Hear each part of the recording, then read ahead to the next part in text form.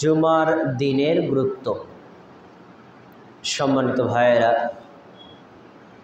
আমরা সকলে জানি সপ্তাহে 7 দিন। এই 7 দিনের মধ্যে একটি দিন আরবিতে বলা হয় ইয়াউমুল জুমা, বাংলায় বলা হয় শুক্রবার। এদিনে আমরা জুমার সালাত আদায় করি, জুমার দিন খুতবা প্রদান করি আর খুতবা শ্রবণ করি। এটি জুমার দিনের একটি গুরুত্বপূর্ণ ফরজ আমল। তবে এই ফরজ আমলের সাথে এই দিনটার যে ঐতিহাসিক বিশেষ গুরুত্ব আছে, এ বিষয়ে কিন্তু আমরা অধিকাংশ মুসলিম জানি না।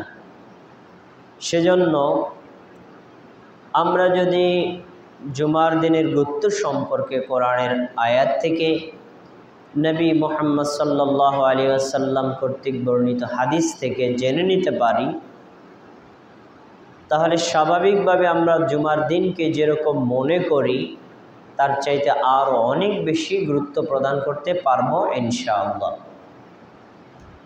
সম্মানিত দিনী ভাইয়েরা, জুমার দিনের গুরুত্ব সম্পর্কে মহান আল্লাহ তাবারাকা ওয়া তাআলা এত বেশি মর্যাদা দান করেছেন, এত বেশি গুরুত্ব আরোপ করেছেন।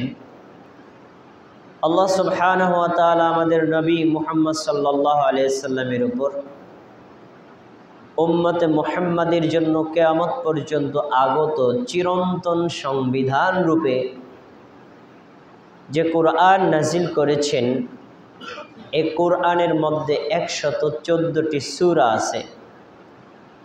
114টা সূরার মধ্যে একটা সূরার আল্লাহ নামই দিয়েছেন সূরাতুল জুমআহ। সুবহানাল্লাহ। মানে 114টা সূরার মধ্যে একটা সূরার নাম আল্লাহ দিয়েছেন জুমার দিনের সাথে, জুমার সালাতের সাথে। তাহলে বোঝা যাচ্ছে আল্লাহ তাআলার নিকটে জুমার দিন আর জুমার সালাতের গুরুত্ব এতটাই বেশি, উম্মতকে সতর্ক করার জন্য একটা সূরার নামই দিয়েছেন যে এই সূরা হলো সূরা জুমা। এটা হলো জুমার দিনের গুরুত্ব আর জুমার সালাতের গুরুত্ব সম্পর্কে। তাহলে আমরা বুঝতে পারি আল্লাহ সুবহানাহু ওয়া তাআলা জুমার দিনকে অনেক বেশি গুরুত্ব দিয়েছেন। আমাদেরও প্রত্যেকের উচিত জুমার দিনকে সর্বোচ্চ গুরুত্ব দিয়ে পালন করা। সম্মানিত ভাই, সূরাতুল জুমায় আল্লাহ সুবহানাহু ওয়া তাআলা অনেকগুলো তথ্য উল্লেখ করেছেন। সবগুলো তথ্য তো একই জুমায় আলোচনা করা সম্ভব নয়। তবে জুমার দিনের গুরুত্ব আর জুমার সালাতের গুরুত্ব সম্পর্কে যে কথাগুলো বলেছেন সেগুলো হলো ওই সূরার শেষের দিকে। আমি আপনাদের সামনে সেই সূরার শেষের দিকের 2টা আয়াত পাঠ করে শোনাই। দেখেন এখানে আল্লাহ কি বলেন। সূরা জুমা আয়াত 9 থেকে 11। আল্লাহ তাআলা বলেন, ইয়া আইয়ুহাল্লাযীনা আমানু, হে তোমরা যারা ঈমান এনেছো, তোমরা যারা মুমিন, তোমরা যারা ঈমানদার, মনোযোগ দিয়ে শোনো। ইযা নুদিয়া লিস-সালাতি মিন ইয়াউমিল জুমআহ, জুমার দিন যখন জুমার সালাতের জন্য আজান দেওয়া হয়, ফাসআউ ইলা যিকরিল্লাহ, তখন তোমরা আল্লাহর জিকিরের দিকে ধাবিত হও। আল্লাহর জিকিরের দিকে তাড়াতাড়ি আসো, আল্লাহর জিকিরের দিকে দৌড়িয়ে আসো। এটা আল্লাহর আদেশ। আপনারা যারা এদিক থেকে লক্ষ্য করছেন, আপনারা একটু আমার দিক খেয়াল করেন, আয়াতের ভাষ্যটা ধরন দেখেন। আল্লাহ তাআলা কি বলেন, হে মুমিনগণ, জুমার দিন যখন জুমার সালাতের জন্য আজান দেওয়া হয়, তখন তোমরা আল্লাহর জিকিরের দিকে ধাবিত হও। আপনি যদি স্বাভাবিক ভাষ্য চিন্তা করেন তাহলে আয়াতটা হওয়া দরকার এমন, হে মুমিনগণ, জুমার দিন যখন জুমার সলাতের জন্য আজান দেওয়া হয় তখন তোমরা জুমার মসজিদের দিকে আসো অথবা জুমার সলাতের দিকে আসো। আল্লাহ জুমার সলাতের দিকেও আসতে বলেন নাই, জুমার মসজিদের দিকেও আসতে বলেন নাই, বলেছেন ফাসাউ ইলা যিকিরিল্লাহ, তোমরা আল্লাহর জিকিরের দিকে আসো। এইটা কেমন কথা? আজান দিছে নামাজের জন্য, নামাজের দিকে আসতে না বলে আল্লাহ বলছেন কি জিকিরের দিকে আসো। এখন এই কথা বলার কারণ কি? এর কারণ এই আয়াতে যিকুরুল্লাহ দ্বারা উদ্দেশ্য জুমার দিনের খুতবা। ইমাম সাহেব সলাতের আগে যে বয়ান করেন, খুতবা দেন, ভাষণ দেন, আলোচনা করেন, ওয়াজ করেন, এটাই হলো যিকুরুল্লাহ, আল্লাহর জিকির। তো এখানে আয়াত দ্বারা আমি স্বাভাবিক যদি অর্থ করি, হে মুমিনগণ, জুমার দিন জুমার সলাতের জন্য যখন আজান দেওয়া হয় তখন তোমরা জুমার খুতবার দিকে ধাবিত হও। তার মানে আল্লাহ তাবারাকা ওয়া তাআলা বোঝাতে চাইলেন জুমার দিন জুমার সলাত তো তুমি অবশ্যই আদায় করবা, ওটা তো অবশ্যই তোমার জন্য ফরজ, কিন্তু জুমার দিনে খুতবা যে দেওয়া হয় এটা প্রতিদিন দেওয়া হয় না, তুমি অবশ্যই জুমার খুতবার জন্য আসো। এবার আমাদের দেশের মুসল্লিদের কথা আপনি চিন্তা করেন, দেখবেন সমাজের 100 জনের মধ্যে 90 জন মুসল্লি চিন্তা করে কেবল ইমাম সাহেব আজান দিলেন, আরও 15 মিনিট পর বয়ান করবেন, বয়ানের পরে আবার মসজিদের জন্য টাকা তুলবে, তার বারবার মসজিদের দান দক্ষিণা বিভিন্ন বিষয়ে আলোচনা আছে, তার বারবার মসজিদের হিসাব কিতাব আছে, এরপরে সভাপতি সেক্রেটারির লেকচার আছে, তারপরে ইমাম সাহেব আবার আরবিতে 2টা খুতবা দিবে, এরপরে নামাজ পারবে, আর গিয়া নামাজটা বাইরিত হয়। এটি কি আমাদের দেশের মুসল্লি চিন্তা করে না করে না? কথা বলে না কেউ, এখন করে না? 100 জনের মধ্যে 90 জন মুসল্লি এই চিন্তার মধ্যে আছে, তাদের চিন্তাটা সরাসরি কোরআনের আয়াত বিরোধী। আপনারা জুমার দিন নামাজ পড়তে আসতে বলেননি, আল্লাহ বলছেন খুতবা শুনতে আসতে, আর খুতবা যে শুনবে সে কি নামাজ পাবে না? আর অটো নামাজ হয়ে যাবে। যে ব্যক্তি খুতবা পাবে সে অটোমেটিক নামাজ পাবে, কিন্তু যে নামাজ পাবে তার খুতবা পাওয়ার কোনো গ্যারান্টি নেই। এজন্য আল্লাহ কাউকে এই জুমার সলাতের মধ্যে জুমার সলাতের জন্য আসতে বলেন নাই, বলেছেন কি তুমি জুমার দিন খুতবার জন্য আসো।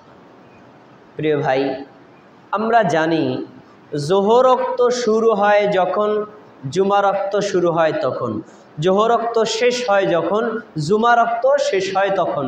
এই সময়টা কিন্তু জোহর সালাতের ওয়াক্ত। আমরা জুমার দিন জোহর সালাত আদায় না করে জুমার সালাত আদায় করি।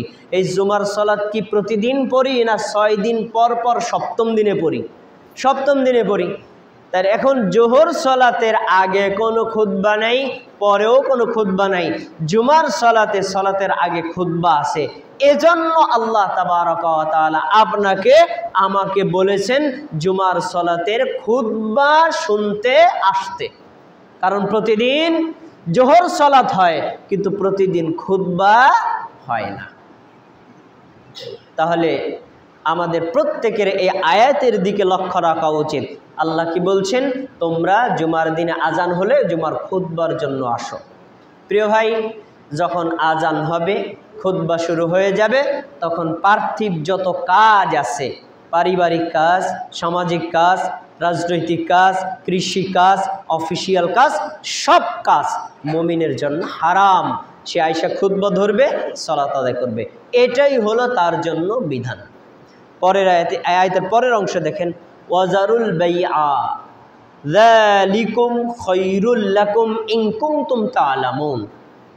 তোমরা তোমাদের বেচা কিনা, ব্যবসায়ী যত কাজ, দুনিয়াবি যত কাজ, সব কাজ বন্ধ করে দাও।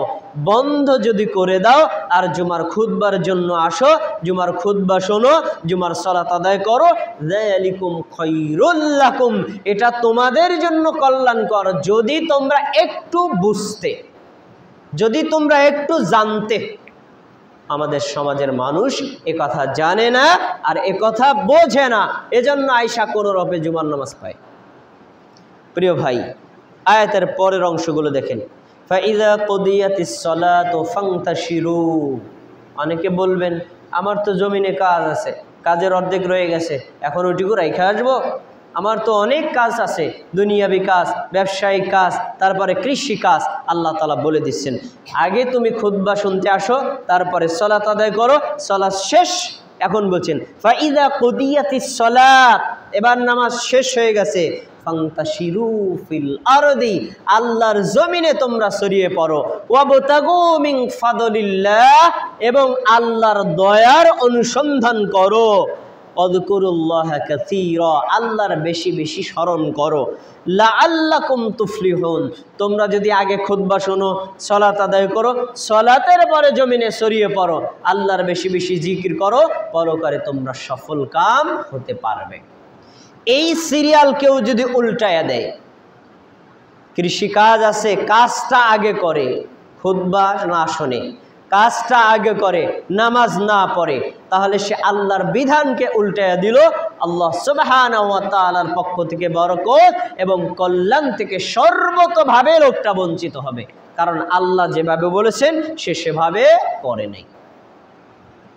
তারপরে আল্লাহ তাআলা কি বলছেন, ওয়া ইযা রাআউ তিজারাতান, তোমার একটা দোকান আছে, দোকানে একদম দুপুরের সময়, এই যে জুমার আজান হয়েছে, এখন বেচা কিনার লোক বেশি, এখন আধা ঘন্টা দেরি করলে আরো 2000 টাকা লাভ হবে, এরকম যদি হয়, বলছেন ওয়া ইযা রাআউ তিজারাতান, তুমি যদি কোনো লাভজনক অবস্থা দেখো, ব্যবসা দেখো, আও লাহওয়ান, কোনো আনন্দ ফুর্তির দৃশ্য দেখো, তখন ইনফাদ্দু ইলাইহা, তোমরা যদি ওই দিকেই চলে যাও, লাভের দিকে চলে যাও, ব্যবসার দিকে চলে যাও, খেলাধুলার দিকেই চলে যাও, আনন্দ ফুর্তির দিকে চলে যাও, খুতবার ওদিকে খেয়াল নাই, নামাজের দিকে খেয়াল নাই, ওয়াতারাকুকা কাইমা, নবীকে দাঁড়ানো অবস্থায় রেখে চলে যাও, নবী দাঁড়িয়ে মানুষের সামনে বয়ান করছেন, খুতবা দিচ্ছেন, ভাষণ দিচ্ছেন, এগুলো বাদ দিয়ে চলে যাও, তাহলে তোমরা জেনে রাখো আল্লাহর বাণী, কুল মা ইনদাল্লাহি খায়রুন, আল্লাহর নিকটে যা রয়েছে তোমাদের জন্য,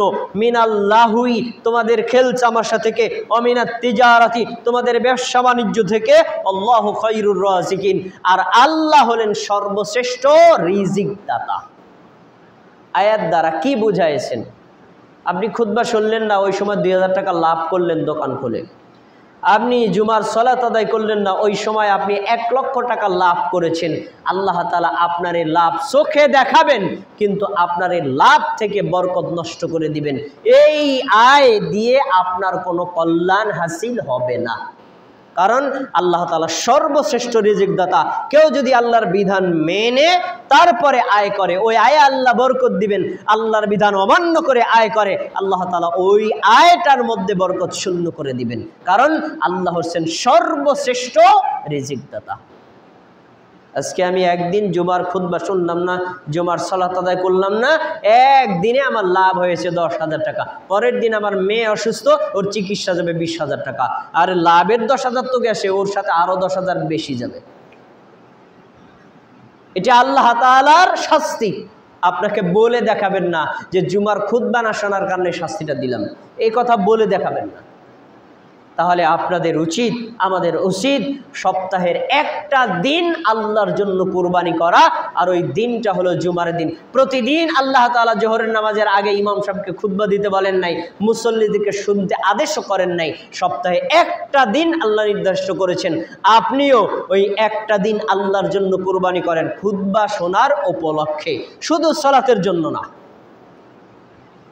সম্মানিত দিনী ভাই, সূরা জুমার 9 থেকে 11 নম্বর আয়াত, এই আয়াতগুলোতে আমরা যে কথাগুলো পেলাম, আমাদের সবাইকে জুমার দিনকে সর্বোচ্চ মর্যাদা দিতে হবে, জুমার খুতবাকে সর্বোচ্চ মর্যাদা দিতে হবে, জুমার সালাতকে সর্বোচ্চ মর্যাদা দিতে হবে, পার্থিব যত কর্ম আছে সবচেয়ে এই 3টি আমলকে অগ্রাধিকার দিতে হবে। কেন আপনি অগ্রাধিকার দিবেন? এর বিশ্লেষণ আসছে হাদিসে। হাদিসের কিতাবগুলো আপনাকে একটা একটা করে হাদিস শোনাই। দেখেন আজকের এই দিনটার মর্যাদা আল্লাহর কাছে কত বেশি। আজকের দিন জুমার দিন, এই জুমার দিনের মর্যাদা আল্লাহ তাআলার কাছে কত বেশি। আল্লাহ যেদিন থেকে সৃষ্টি করেছেন এই পৃথিবী, সেদিন থেকে শুরু করে কিয়ামত পর্যন্ত এই দিনটার মর্যাদা আল্লাহর কাছে সবচাইতে বেশি। হাদিস সুনান ইবনে মাজাহ হাদিস নাম্বার 1084। আবু লুবাবা ইবনে আব্দুল মুনজির রাদিয়াল্লাহু তাআলা বলেন, ক্বালা নবী সাল্লাল্লাহু আলাইহি সাল্লাম, আল্লাহর নবী মুহাম্মদ সাল্লাল্লাহু আলাইহি সাল্লাম বলেছেন, ইন্না ইয়াউমাল জুমাতি সাইয়্যিদুল আইয়াম। জেনে রাখো তোমরা, জুমার দিনটা হলো যত দিন আছে দিন সমূহের নেতা। যত দিন আছে এই দিনগুলোর মধ্যে সবচেয়ে দামি, সবচেয়ে মর্যাদাবান, সবচেয়ে ফজিলতপূর্ণ, সবচাইতে শ্রেষ্ঠতম দিনের নাম কি বলেন? আপনারা ঘুমাইছেন তো কথা বলেন না। সবচেয়ে শ্রেষ্ঠতম দিনের নাম কি? জুমার দিন। সাইয়্যিদুল আইয়াম, সকল দিনের নেতা হলো জুমার দিন। এরপরে ওয়া আযমুহা ইনদাল্লাহ, যত দিন আছে সেই দিনগুলোর মধ্যে আল্লাহর নিকটে সবচেয়ে মর্যাদাবান, সবচেয়ে দামি, সবচেয়ে সুমহান দিন হলো জুমার দিন। তখনই কেউ প্রশ্ন করতে পারেন, জুমার দিনের এত দাম, এটা কি ঈদুল আজহার চাইতেও বেশি? জুমার দিনের এত দাম, এটা কি ঈদুল ফিতরের চাইতেও বেশি? কারণ আমরা জুমার দিনের চাইতে ঈদুল ফিতরকে বেশি মর্যাদা দেই, জুমার দিনের চাইতে ঈদুল আজহাকে বেশি মর্যাদা দেই।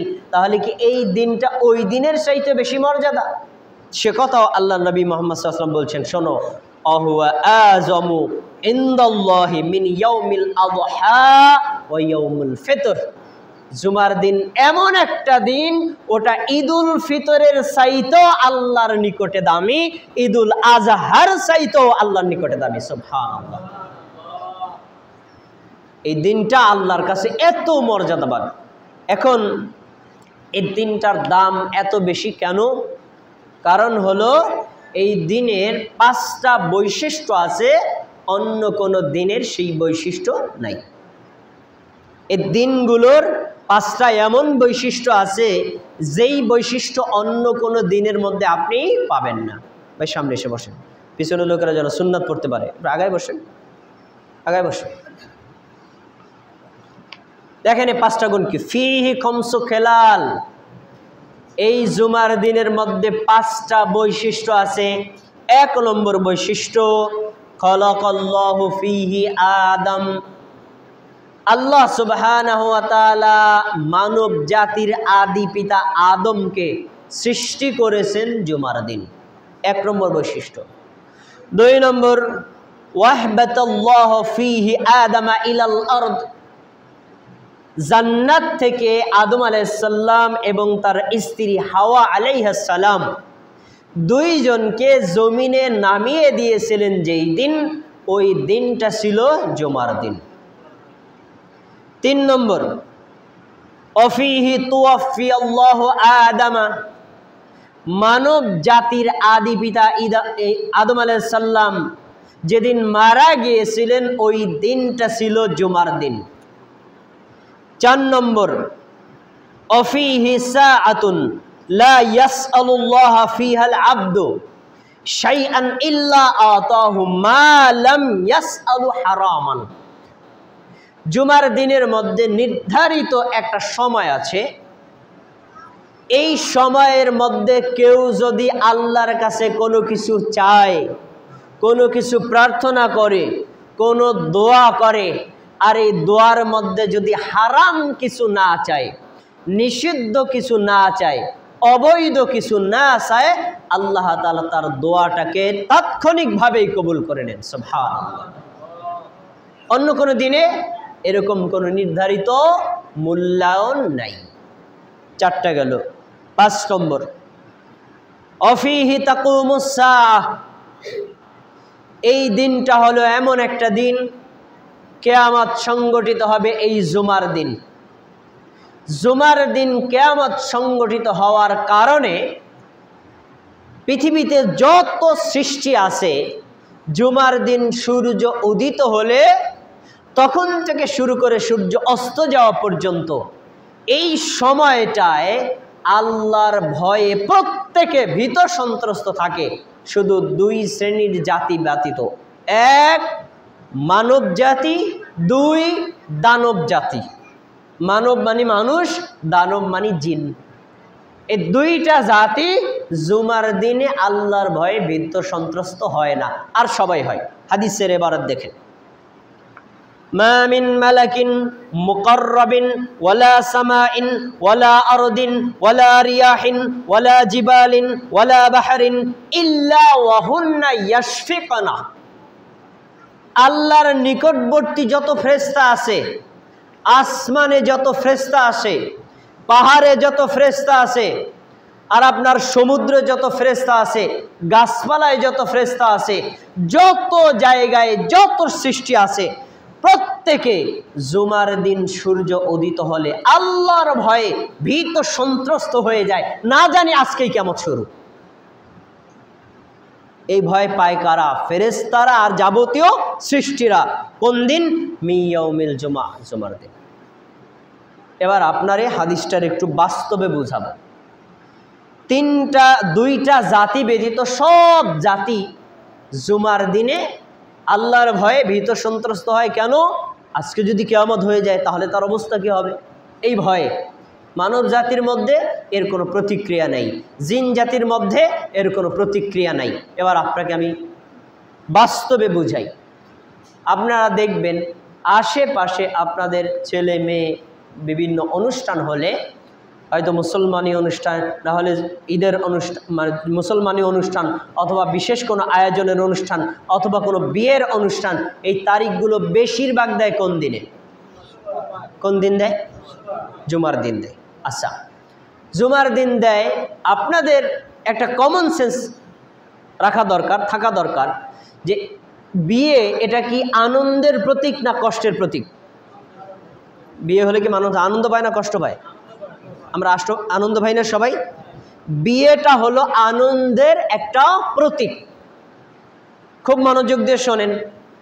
এখন জুমার দিনে কিয়ামত হওয়ার আশঙ্কায় আল্লাহর ভয়ে ভীত সন্ত্রস্ত থাকলে মানুষ কি আনন্দিত হবে না চিন্তিত হবে? আমরা যেটা চিন্তার দিন, ভয়ের দিন, ভীত সন্ত্রস্ত হওয়ার দিন, আল্লাহ ভয়ে ভীত সন্ত্রস্ত হওয়ার দিন এবং কিয়ামত হওয়ার আশঙ্কার দিন, ওই দিনেই আনন্দ অনুষ্ঠান করি। তাহলে বোঝা যাচ্ছে মানব জাতি এই দিনটায় কিয়ামতের ভয়ে, আল্লাহর ভয়ে ভীত সন্ত্রস্ত হয় না। হাদিস জ্বলন্ত প্রমাণ, হাদিস তার জ্বলন্ত প্রমাণ। মানব জাতি জুমার দিনের কোনো মূল্যায়ন করে না, জিন জাতি জুমার দিনের কোনো মূল্যায়ন করে না, অথবা গরু, ছাগল, কুকুর, ভেড়া, ফেরেশতা সহ যত সৃষ্টি আছে প্রত্যেক সৃষ্টি জুমার দিন হলে আল্লাহর ভয়ে ভীত সন্ত্রস্ত হয়ে যায়, আর আল্লাহর ভয়ে কিয়ামত হওয়ার আশঙ্কায় আল্লাহর নিকটে মাথা নত হয়ে যায়। মানব জাতি এর কোনো মূল্যই করে না। এই কারণে জুমার দিনে আমাদের সমাজের মধ্যে দেখবেন 100 জন লোক থাকলে তার ভিতরে হয়তো 50 জন লোক জুমার নামাজে আসে, আর বাকি 50 জন জুমার নামাজেও আসে না। এরকম মুসল্লি আছে না নাই? ও যে আল্লাহর ভয়ে ভীত সন্ত্রস্ত হয়ে, তার প্রমাণ কি? প্রমাণ হলো যদি সে নামাজে আসতো, খুতবা শুনতে আসতো, আল্লাহর নিকটে সিজদা দিত, তাহলে বোঝা যাইত তার ভিতরে আল্লাহর ভয় আছে। নাই। এই হলো আমরা মানব জাতির অবস্থা। আমরা জুমার দিনের কোনো মূল্যায়ন করি না।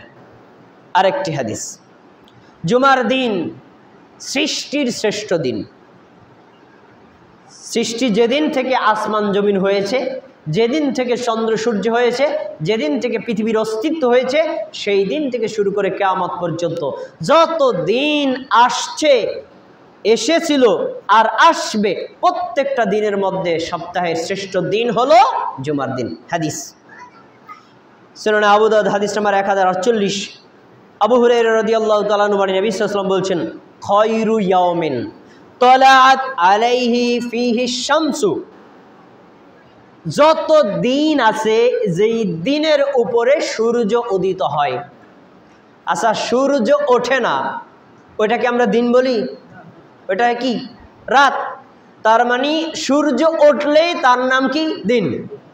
তাহলে কিয়ামতের আগ পর্যন্ত যত দিনের উপর সূর্য উদিত হয়েছে, এই দিনের মধ্যে ঈদুল ফিতর আছে, ঈদুল আজহা আছে, এই দিনের মধ্যে আপনার শুক্রবার, শনিবার, রবিবার, সোমবার, মঙ্গলবার প্রতিদিনে আছে।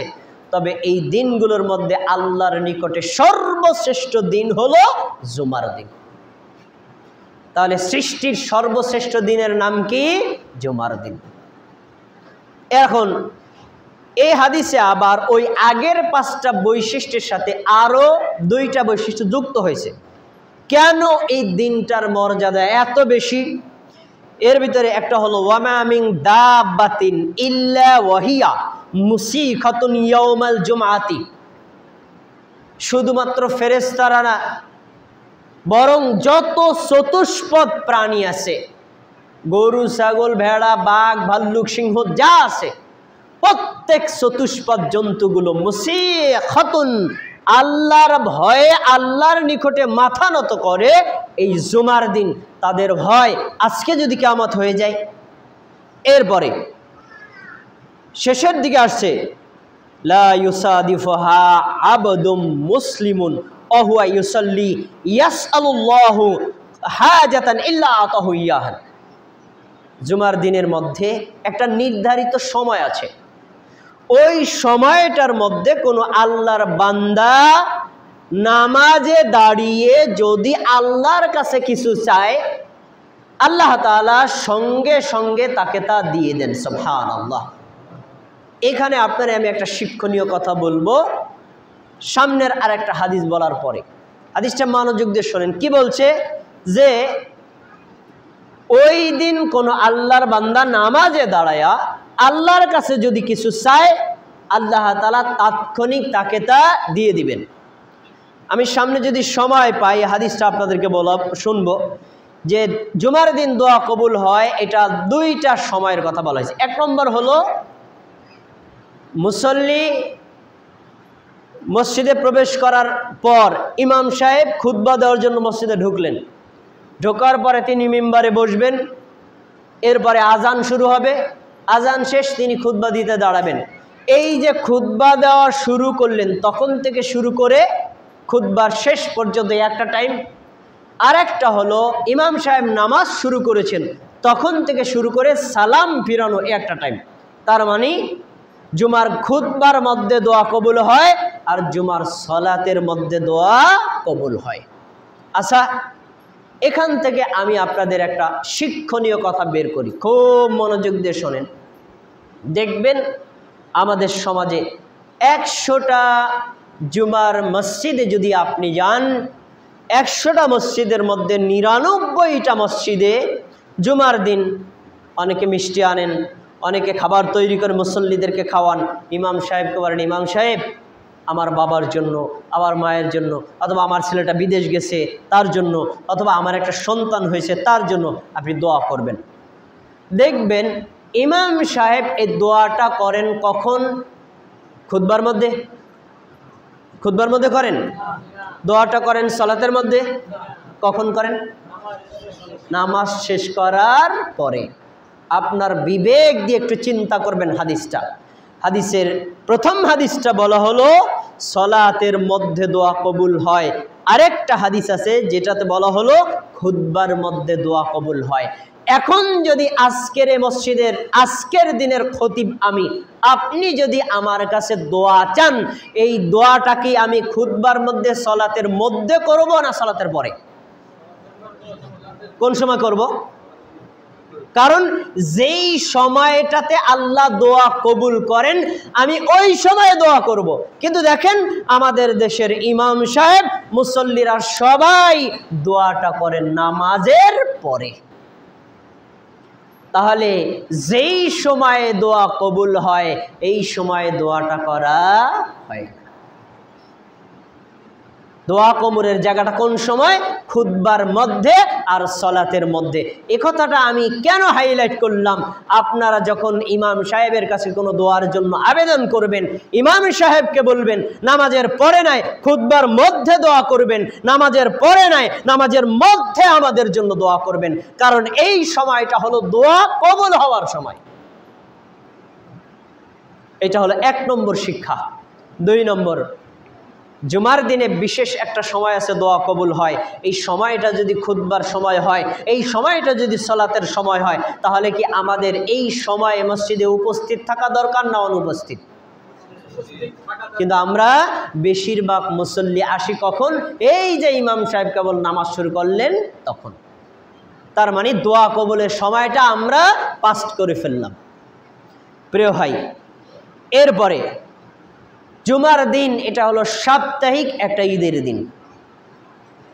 জুমার দিন সাপ্তাহিক ঈদের দিন। একজন মুসলিমের জন্য বার্ষিক ঈদ হলো 2টা, একটা হলো ঈদুল ফিতর আর একটা হলো ঈদুল আজহা। আর সপ্তাহের একটা ঈদের দিন আছে, ওই দিনের নাম কি? ঈদ জুমার দিন।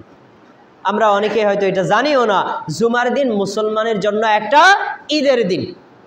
হাদিস দেখেন, সুনানে আবু দাউদ হাদিস নাম্বার 1075, আবু হুরায়রা রাদিয়াল্লাহু তাআলা বলেন, নবী সাল্লাল্লাহু আলাইহি ওয়াসাল্লাম বলেছেন, কদ ইজতামা ফি ইয়াউমিকুম হাযা ঈদান। আজকে তোমাদের জন্য 2টা ঈদ একত্রিত হয়েছে। তার মানে ওই বছরে আল্লাহ রাসূল সাল্লাল্লাহু আলাইহি ওয়াসাল্লামের জামানায় ঈদুল ফিতর আর ঈদুল আজহাটা হয়েছিল জুমার দিনে। তাহলে জুমার দিন সাপ্তাহিক ঈদের দিন, আবার বার্ষিক একটা ঈদ হলো ঈদুল ফিতর বা ঈদুল আজহার দিন। তাহলে একই দিনে কয়টা ঈদ? 2টা ঈদ। তো নবী সাল্লাল্লাহু আলাইহি ওয়াসাল্লাম বলছেন, শোনো, আজকে জুমার দিন আবার ঈদুল ফিতরের দিন, আজকে জুমার দিন আবার ঈদুল আজহার দিন। তাহলে আজকে তোমাদের জন্য 2টা ঈদ একত্রিত হয়েছে। সুবহানাল্লাহ। আমাদেরও সময় আমরা এরকম অনেক দিন পেয়েছি যে জুমার দিন ঈদুল ফিতর হয়েছে, হয় নাই? পেয়েছেন আপনারা? অনেক হয়তো ভুলে গেছেন, পেয়েছেন।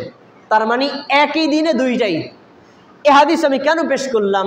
ঈদুল ফিতর যেরকম মুসলিমদের জন্য আনন্দের দিন, ঈদুল আজহা মুসলিমদের জন্য আনন্দের দিন, আর এই জুমার দিনটা আনন্দের দিন। তবে এই আনন্দ ডেক সেট বাজাইয়া আনন্দ করার দিন না। এই আনন্দটা হলো সপ্তাহের একটা দিন আমি দোয়া কবুল করতে পারতেছি, আল্লাহর কাছে আমি যা চাইবো তা পাবো। তাহলে এই সময়টা আমি কেন ছাড়বো? এটা আপনার মনের একটা আনন্দ।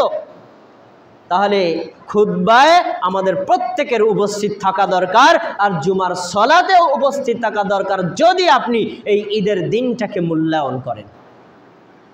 সম্মানিত দিনী ভাইয়েরা, জুমার দিন মুসলিম জাতির জন্য বিশেষ একটা হাদিয়া, যা অন্য কোনো জাতি গ্রহণ করতে পারে নাই।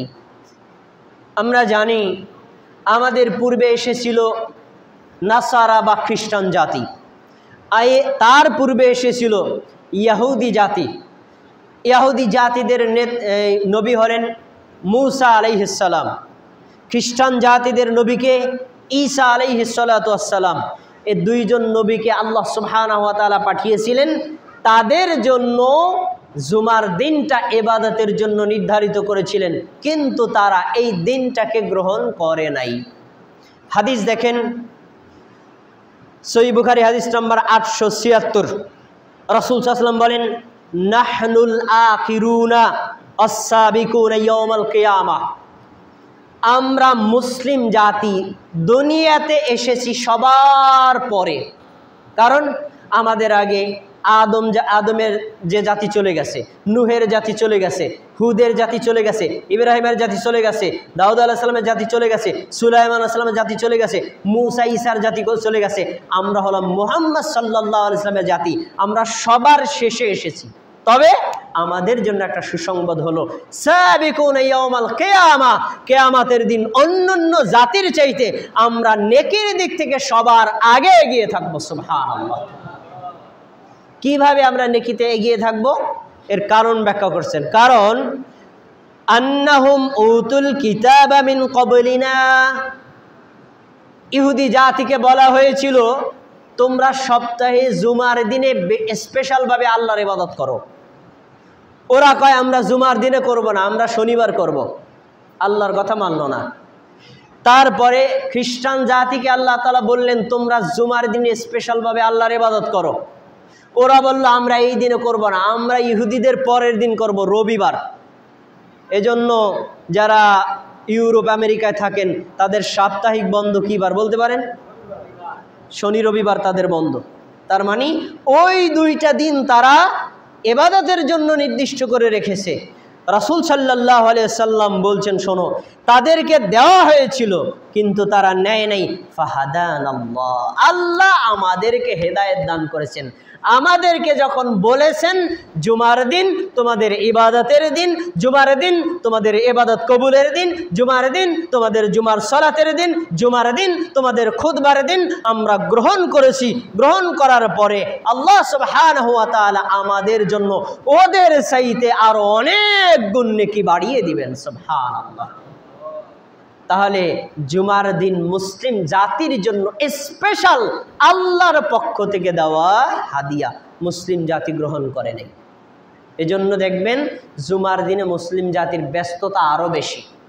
এখানে কেউ দোকানদার আছেন, কাঁচা বাজার বা মুদি দোকান করেন এমন কেউ আছেন? নাই? একজন মুদি দোকানদার একজন কাঁচা বাজারওয়ালারে জিজ্ঞেস করে দেখবেন ভাই আপনার ব্যস্ততা কোন দিন বেশি? ভাই শুক্রবারে বেশি ব্যস্ততা, ওই দিন এত বেচা কিনা ভাই জুমার নামাজের সময়ও পাই না। তাহলে মুসলিম জাতি জুমার দিনটাকে মূল্যায়ন করে না, এই দিন বেচা কিনার দিন বানাইছে, এই দিনটার আল্লাহর ইবাদতের দিনে গ্রহণ করে নেই। সম্মানিত দিনী ভাইরা, জুমার দিন আপনার জন্য একটা মহা সুসংবাদ আছে। কয়েকদিন আগে চলে গেল ঈদুল আজহা, আর ঈদুল আজহা একটা বড় আমল হলো আল্লাহর জন্য পশু কুরবানি করা। এখানে আমরা যারা উপস্থিত আছি প্রত্যেকে কি কুরবানি দিতে পেরেছি? কেন দিলেন না? কারণ কি? সবার দেওয়ার তৌফিক নাই। তার বোঝা যায় কোরবানি দেওয়ার জন্য আপনার অবশ্যই আর্থিক সক্ষমতার একটা ব্যাপার আছে। কিন্তু আজকের এই জুমার দিনে, ওটা তো গেল ঈদুল আজহা, বছরে মাত্র একটা দিন, আর প্রতি সপ্তাহ অন্তর অন্তর 6 দিন চলে গেলে 7ম দিন আপনার জন্য কোরবানির একটা মহা সুসংবাদ আছে। এর জন্য আপনার কোনো টাকা পয়সার দরকার নাই। আপনার মনে যদি একটু ইচ্ছা থাকলে আপনি ইচ্ছা করলে আল্লাহর রাস্তায় উট কোরবানি দিতে পারেন, ইচ্ছা করলে আপনি আল্লাহর রাস্তায় গরু কোরবানি দিতে পারেন, ইচ্ছা করলে আপনি ছাগল কোরবানি দিতে পারেন, ইচ্ছা করলে আল্লাহর রাস্তায় মুরগি আর ডিম দান করতে পারেন। কিন্তু এটা আপনি অন্য কোনো দিনে পাবেন না। হাদিস দেখেন, রাসূল সাল্লাল্লাহু আলাইহি ওয়াসাল্লামের হাদিস, সহিহ বুখারী হাদিস নাম্বার 881। রাসূল সাল্লাল্লাহু আলাইহি ওয়াসাল্লাম বলেন যে মান ইগতাসালা ইয়াউমাল জুমআহ, যে ব্যক্তি জুমার দিন গোসল করে, গোসলাল জানাবাহ, অপবিত্র গোসলের ন্যায় গোসল করে। তাহলে গোসল 2 বার হয়। আপনি পানিতে নামছেন, কোনো মতে ধুয়ে মুছে উঠে গেলেন, এটা হলো স্বাভাবিক গোসল। আর কোনো ব্যক্তির উপর যদি ফরজ গোসল হয়, তখন কাপড় চোপড় নিজের শরীরে সব জায়গায় সুন্দর করে আমরা পরিষ্কার পরিচ্ছন্ন হয়ে গোসল করি। তো বলা হয়েছে মানিগতাসালা ইয়াউমাল জুমা গুসলাল জানাবা, যে ব্যক্তি জুমার দিন অপবিত্র গোসলের ন্যায় সুন্দর করে গোসল করে, 1 নম্বর আমল। 2 নম্বর সুম্মা রাহা, এরপরে জামে মসজিদের দিকে রওনা করে। ফাকা আন্নামা করবা বাদানাতান, সে যদি সবার আগে জামে মসজিদের মধ্যে প্রবেশ করতে পারে, মনে হচ্ছে এই লোকটা আল্লাহর নিকটে একটা উট কোরবানি দান করলো। সুবহানাল্লাহ। প্রিয় ভাই, উট কোরবানি একটা গরুর চাইতে উটের দাম অনেক বেশি। আমি একদম সবচেয়ে ছোট্ট একটা উটের দাম ধরলাম, এটার যদি ধরি কমপক্ষে আপনি 1 লক্ষটা ধরলাম, এর কম তো হবেই না, আরও বেশি হবে, আমি কমায় ধরলাম 1 লক্ষ টাকা। 1 লক্ষ টাকা দিয়ে একটা প্রাণী কুরবানি করার মতো তৌফিক কি আমাদের সবার আছে? আছে। এখন আপনাদেরকে দ্বিতীয় অপশন যদি বলি, জুমার দিন আগে আসার তৌফিক নাই? নাই? এটা সবার আছে, আপনি ইচ্ছা করলেই সম্ভব। তো দেখেন লক্ষ টাকা দিয়ে কোরবানি করার যে তৌফিক নাই, কিন্তু জুমার দিন আগে আসলে সেই নেকি আপনি হাসিল করতে পারেন। তাহলে এইটা যদি আমরা একটু বুঝতাম, হৃদয় দিয়ে অনুভব করতাম, তাহলে কোনো মুসল্লি জুমার খুতবা মিস করার কথা না। এখন আপনি সবার আগে আসার চেষ্টা করছেন, এসে দেখছেন আপনার আগে 10 জন ঢুকে গেছে, আপনি ফাঁকা না। পরের অপশন সুম্মা রাহা ফিস সাআতি সানিয়া, এর পরের ধাপে যে লোকটা আসলো বা যারা আসলো তাদের জন্য ফাকা আন্নামা করবা বাকারাতান, ওই ব্যক্তির আমল নামায় আল্লাহ সুবহানাহু ওয়া তাআলা একটা গরু কুরবানির নেকি লেখেন। সুবহানাল্লাহ। এরপরে তৃতীয় ধাপ ওমান রাহা ফিস সাআতি সালিসা, যে ব্যক্তির তৃতীয় ধাপে জামে মসজিদে প্রবেশ করে ফাকা আন্নামা করবা কাবশান আকরন, যদি কোনো লোক তৃতীয়বারে ঢোকে আল্লাহ তাআলা ওই ব্যক্তির আমল নামায় শিংওয়ালা হৃষ্টপুষ্ট একটা ছাগল কুরবানির নেকি দান করেন। সুবহানাল্লাহ। এটা হলো বড় প্রাণীর আকৃতি। এরপরে যারা আসে তাদের পক্ষ থেকে আল্লাহর রাস্তায় একটা ওই মুরগি মোরগ দান করার নেকি পাওয়া যায়। তারপরে যারা আসে একটা ডিম দান করার নেকি পাওয়া যায়। এরপরে যারা আসে তার মানে এভাবে ধারাবাহিকভাবে নেকি কমতে থাকে। পরের এবারটা একটু মনোযোগ দিয়ে শোনেন। ফাইজা খরাজাল ইমামু জালাসা হাদারাতিল মালাইকাতু ইয়াস্তামিউনা যিকর, এরপরে যখন ইমাম সাহেব খুতবা দেওয়ার জন্য মসজিদে বেরিয়ে আসেন, ইমাম সাহেব যখন মেম্বারে বসে যান, এরপরে মুয়াজ্জিন আজান শুরু করেন। তাওয়াও সুহুফাহুম, যে সকল ফেরেশতারা জামে মসজিদের দরজায় সবার আগে আসছে, আসার পরে খাতা একটা হাতে লইছে। এখন প্রথমে কে ঢুকলো? আব্দুল্লাহ, তার নামের আগে উট কোরবানির নেকি। তারপরে কে ঢুকলো?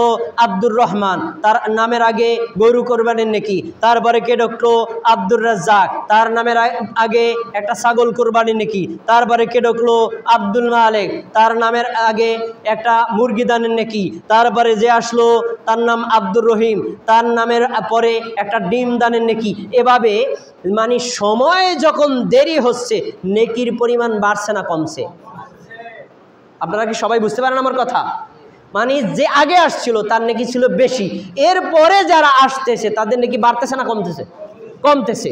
আচ্ছা, এভাবে চলতেছে, তারা কিন্তু লিখতেছে লিখতেছে লিখতেছে। ইতিমধ্যে মসজিদের ইমাম সাহেব মসজিদে ঢুকলেন, ঢুকে যখন এখানে বসে গেলেন, আজান শুরু হয়ে গেল, খুতবা শুরু। এবার ওই দরজার ফেরেশতারা তাদের খাতাপত্র বন্ধ করে দেন। এখন আপনি ঢুকছেন, আপনার আমল নামায় কোনো নেকি আছে? কোনো নেকি আছে? বন্ধ। আচ্ছা, তাহলে হাদিসের এই অংশ থেকে প্রমাণিত হয় প্রত্যেক মুসল্লি ইমাম সাহেব মসজিদে ঢোকার আগে ঢুকবেন,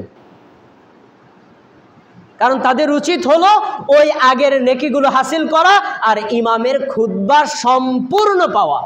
আর আমরা ঢুকি ইমামের খুতবার পরে। হাদিস মানা হয় না অমান্য করা হয়? এখানে একটা কথা বলে রাখি, আলোচনা যারা বয়ান বক্তৃতা মানে ধর্মীয় বয়ান না করেন, স্বাভাবিকভাবে যারা মাঠে ঘাটে আলোচনা করেন, আপনারা জানেন যে বয়ানের একটা ধারাবাহিকতা আছে। প্রথম অংশ থেকে শেষ অংশের একটা মিল থাকে। যে লোকটা প্রথম অংশে থাকে না, শেষে আসে, তখন একটা আলোচনা শোনার পরে প্রশ্ন জেগে যায়, অথচ এই প্রশ্নের উত্তর আমি প্রথমে দিয়ে এসেছি। এজন্য আপনি যদি একটা পরিপূর্ণ ধারণা নিতে চান, তাহলে আপনাকে উচিত হবে ইমামের শুরু থেকে শেষ পর্যন্ত খুতবাটা শোনা। আপনি পুরো আলোচনা শুনলে একটা সঠিক জ্ঞান নিতে পারবেন। এবার আপনার জন্য আরেকটি শিক্ষণীয় বিষয় বলে আমার খুতবা শেষ করছি, খুব মনোযোগ দিয়ে শোনেন। যারা অন্যদিকে তাকিয়ে আছেন তাদের অনুরোধ করছি আপনারা আমার দিক তাকান। সবাইকে আমার দিকে তাকাইছেন? আচ্ছা, একটু হাদিস নিয়ে ভাববেন। ইমাম সাহেব যখন বেরিয়ে আসলেন খুতবা দেওয়ার জন্য, ফেরেশতারা সব বন্ধ করে দিচ্ছে, এভাবে তাদের লেখা বন্ধ বন্ধ। এখন ওনারা কি করেন? উড়ে কি আল্লাহর কাছে চলে যান? না।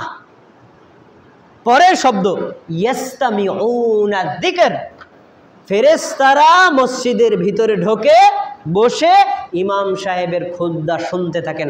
আপনার মসজিদের ইমাম ভালো মানের আলেম, তাকে জিজ্ঞেস করবেন, সামিয়া মানি শোনা, ইয়াস্তামিউ মানি মনোযোগ দিয়ে শোনা, মানে একদম অবজারভেশন করে শোনা। উনি কি বলছেন আমাকে বুঝতে হবে, কোনো না বুঝলে সেখানে প্রশ্ন করে জানতে হবে, এখান থেকে একটা শিক্ষণীয় কথা নিতে হবে, এর উপর আমার আমল করতে হবে।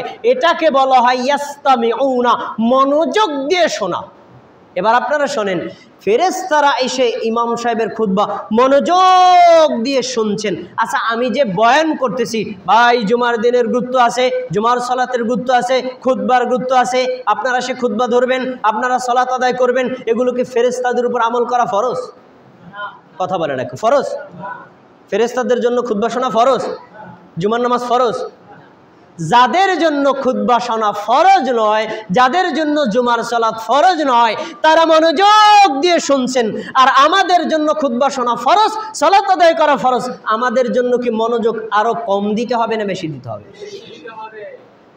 কিন্তু আমরা মনোযোগ দেই না। খুতবার সময় ডানে বামে কথা বলি, মোবাইল টেপাটেপি করি, অমুকে ভাই কোন সময় আসলেন, দেরি হলো কেন, বাজারে কি করছিলেন, ইত্যাদি কথা বলি, কিন্তু খুতবা মনোযোগ দিয়ে শুনি না, হাদিস অনুযায়ী আমল হয় না। এই শিক্ষাটা আপনাদের জন্য। এবার এটাকে ট্রান্সফার করে আমার কাছে আনি। আমি আপনাদের মসজিদের খতিব, এই নাইমুল হক ভাই আপনাদের মসজিদের খতিব। সারা বাংলাদেশে এরকম লক্ষ লক্ষ খতিব আছে। এবার আমাদের জন্য শিক্ষা। আপনারা কি সময় আমার দিক তাকাই আছেন? একটু মনোযোগ দিয়ে শোনেন। ফেরেশতারা ইমামের খুতবা মনোযোগ দিয়ে শোনেন কেন? কারণ আজকে আমি যে আলোচনা করতেছি না, এই আলোচনাগুলো এই মোবাইলে রেকর্ড করা হচ্ছে। আমার আলোচনার মধ্যে কয়টায় কত মানে কয় সেকেন্ডে কয় মিনিটে আমি কি কথাগুলো বলছি, কোনটা ঠিক বলেছি কোনটা ভুল বলেছি, যেরকম রেকর্ড করা হচ্ছে, এরপরে আমি এখান থেকে চলে গেল, এই ভিডিওটা দেখলে আপনি বুঝতে পারবেন উনি কয় মিনিট আলোচনা করলেন, এই মিনিটে উনি কোন কথাগুলো বললেন, কোন কোন আয়াত বললেন, কোন কোন হাদিস বললেন, হাদিসের মধ্যে কোনটা ভুল বলেছেন কোনটা ঠিক বলেছেন, এটা পরে জানার সুযোগ আছে না নাই? আছে না?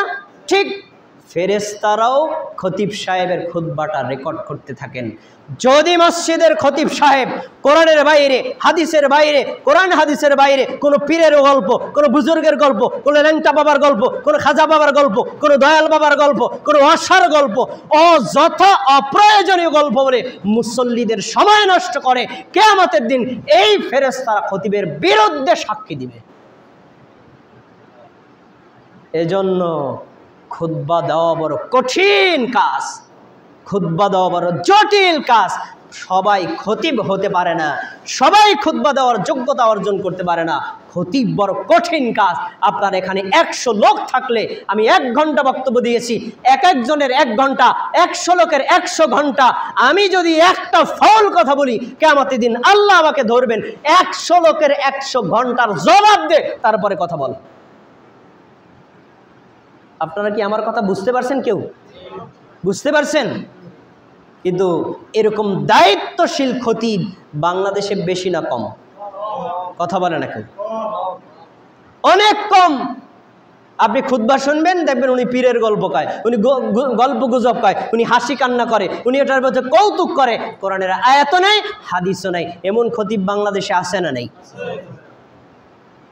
এগুলো প্রত্যেক মুসল্লিকে সতর্ক হতে হবে, প্রত্যেক মসজিদ কমিটিকে সতর্ক হতে হবে।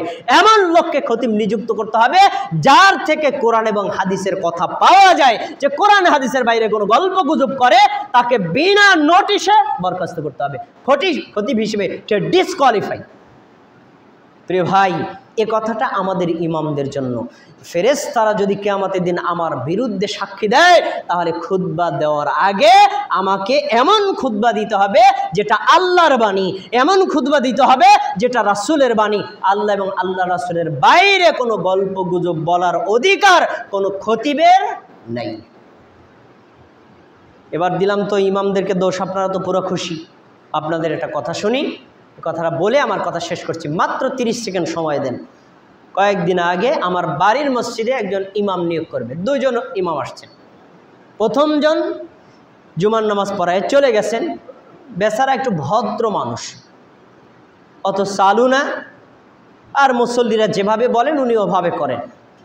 পরের জুমায় ইন্টারভিউ দেওয়ার জন্য আরেকজন ইমাম আসছে, উনি অনেক চালু মানুষ, খুব সুন্দর বয়ান করলেন, শিক্ষণীয় কথা বললেন, কিন্তু এ লোকটা বেশি চালু দেখা মুসল্লিরা রাখবে না, কয় না এরা রাখা যাবে না। কারণ কি? কয় যে ওনারা যদি রাখি তাহলে উনি আমাকে কথা শুনবে না, আগের জনরে রাখবো, তারে কি হয় ওনারে মোনাজাত দিতে গেলে মোনাজাত দিবে, ওনারে মিলাদ করতে গেলে মিলাদ করবে, ওনারে জিয়াফাত খাইতে গেলে জিয়াফাত খাবে, ওনারা আমাদের কথায় চলবে, কিন্তু দ্বিতীয় জনরে কন্ট্রোল করা যাবে না, অতএব দ্বিতীয় জনরা রাখা যাবে না, প্রথম জনের। এই কথা আমাকে বলছে। এই টেন্ডেন্সি কি আমাদের বাড়ির মসজিদের ইমামের কমিটিরই আছে না অন্য অন্য মসজিদের কমিটির আছে? যারা যোগ্য, যারা জ্ঞানী, যারা বুদ্ধিমান এদেরকে রাখা হয় না, যাদেরকে এমন লোক রাখা হয় যে কমিটির গোলামি করবে, এরকম কমিটি মসজিদ কমিটির সদস্য আছে না নাই? এজন্যই আমাদের দেশের মসজিদগুলোতে ভিতরে টাইলস, বাইরে টাইলস, আরে টয়লেটের মধ্যেও টাইলস, কিন্তু ইমাম রাখছে এমন একটা ডিসকোয়ালিফাই যার থেকে একটা শিক্ষণীয় কথা পাওয়া যায় না, এমন আছে না নাই? এই জন্য মুসল্লিদের মসজিদ পাকা, ইমান কাঁচা। ভাই, আপনাদের একটু কথাগুলো থেকে অনুধাবনের জন্য বিনীতভাবে অনুরোধ করছি, আমরা যারা আজকে জুমার খুতবার মধ্যে জুমার সলাতের গুরুত্ব, জুমার খুতবার গুরুত্ব, জুমার দিন আগে আসার গুরুত্ব সম্পর্কে শুনলাম, আল্লাহ তাআলা আমাদেরকে এগুলো হৃদয়ে অনুধাবন করে আমল করার তৌফিক দান করুন, আমিন।